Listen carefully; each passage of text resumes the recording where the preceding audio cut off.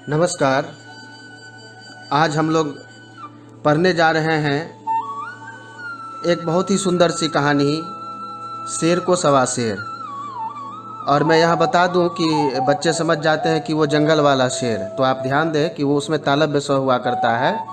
यहाँ दंत स से लिखा हुआ शेर है, जो 1 किलो जो आजकल आप सुनते हैं, पहले के समय में शेर हुआ करता था। तो शेर को सवा शेर एक कहावत है जिसका मतलब है कि जस को तस या जैसे को तैसा या नहले पे दहला, यानी कोई आपके साथ बदमाशी करे तो आप बढ़ के बदमाशी करिए। तो कहानी केवल पढ़ने के लिए है, प्रश्नोत्तर नहीं रहेंगे। एक दिन एक हरकारा मतलब डाकिया या मैसेंजर आया, ढक आया, तो अंदर से आवाज़ आई कि कौन है। तो मैं जलालाबाद से आया हूँ और नसरुद्दीन होजा के लिए ख़त लाया हूँ। तो उन्होंने कहा मैं ही हूँ, दे दो खत भाई। किसने भेजा है? तो यह आपके दोस्त सलीम ने भेजा है। तो उसने सोचा कि मैं तो सलीम को जानता भी नहीं है, पता नहीं कौन है ये सलीम और क्यों इसने खत भेजा है। तो उसने खत को पढ़ा, उसकी पत्नी भी वहाँ थी। तो उसमें लिखा हुआ था कि मैं सलामत हूँ अपने परिवार के साथ और आपके परिवार की सलामती की दुआ चाहता हूँ। तो उन्होंने सोचा होगा कोई दोस्त, ठीक है। और उसने उस हरकारे को मतलब डाकिए को कहा कि ठीक है, कुछ दिन के बाद मैं जवाब दे दूँगा और उनसे मेरा सलामत कहना। तो उस हरकारे ने कहा कि साहब खत पहुंचाने का मेहनताना 1 दिनार है, मतलब पैसा को दिनार बोलते हैं। सलीम ने कहा था कि आप दे देंगे। तो ये समझ गया कि सलीम को अपने इस दोस्त को कुछ कमाई लगता है करवानी थी, इसलिए झूठ मूठ का कुछ भी पत्र लिखकर मेरे पास भेज दिया। लेकिन अब ये क्या कर सकता था, उसको तो कुछ देना था। तो कहा यह लो भाई, ये पैसे ले लो और जाओ। अब ये हरकारा जो है इसकी कमाई हो गई। उस समय में दिनार चलता था, तो दिनार के रूप में इसे पैसे मिल गए और ये खुश होकर के आ गया।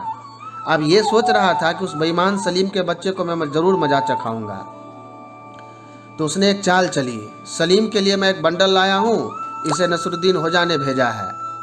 मैं ही सलीम हूँ, कितना भारी बंडल है, पता नहीं क्या भेजा होगा उसने। साहब होजा ने मेहनताने के 5 दिनार आपसे लेने को कहा था। 5 दिनार? अच्छा ठीक है।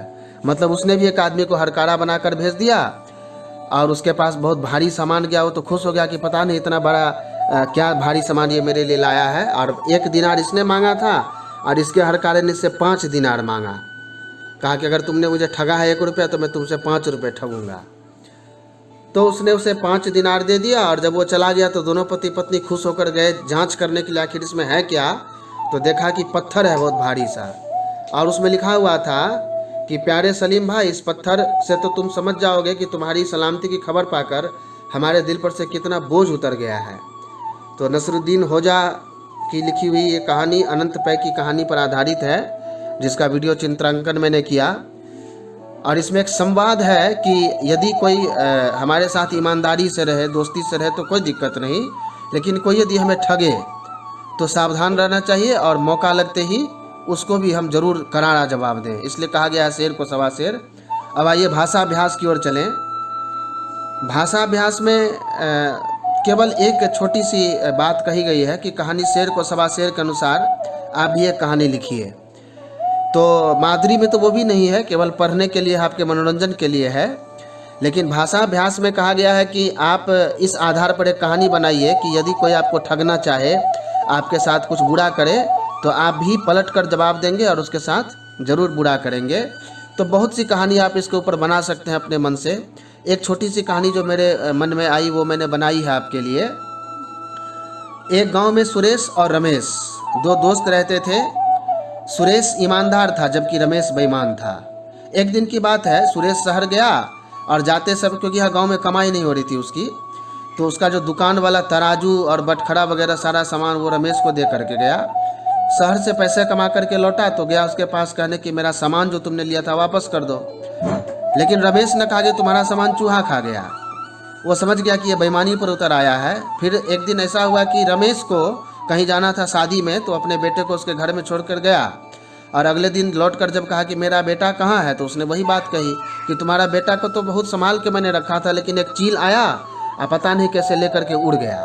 अब ये समझ गया कि बच्चा इतना बड़ा होता है और चील एक छोटी सी चिड़िया है, वो आदमी के बच्चा को लेकर नहीं उड़ सकती है। लेकिन ये भी बात ये समझ चुका था कि मैंने जो अपने दोस्त के साथ बेईमानी की थी उसके बदले में ही ये ऐसा बोल रहा है। तो उसने तुरंत माफ़ी मांगी अपनी गलती के लिए, कहा कि दोस्त मुझे बहुत पश्चाताप है, मैंने तुम्हारे साथ छल किया, लो मैं तुम्हारे तराजू बटखरे सारे चीज़ वापस लौटाता हूँ और मुझे माफ़ कर दो। तो दोस्त को लगा कि ये सुधर गया है, शायद इसने अपनी गलती के लिए मुझसे माफ़ी मांग ली है, तो उसने उसे माफ़ भी कर दिया और उसका जो तराजू बटखरा था वो सब मिलने के बाद उसके बेटे को भी लौटा दिया। तो उम्मीद है कि ये कहानी आपको बहुत बहुत पसंद आई होगी। मिलते हैं अगले वीडियो में। बहुत बहुत धन्यवाद। अगर आपने हमारे YouTube चैनल को अब तक सब्सक्राइब नहीं किया है तो आपको यहाँ सब्सक्राइब बटन दिख रहा है, इस पर आप क्लिक कीजिए और हमें सब्सक्राइब कर लीजिए। और साथ ही साथ इसके सामने एक नोटिफिकेशन बेल आ रहा है, इसे भी आप इनेबल कर दीजिए ताकि आपको तुरंत नोटिफिकेशन मिले जब भी हम कोई नई वीडियो अपलोड करें।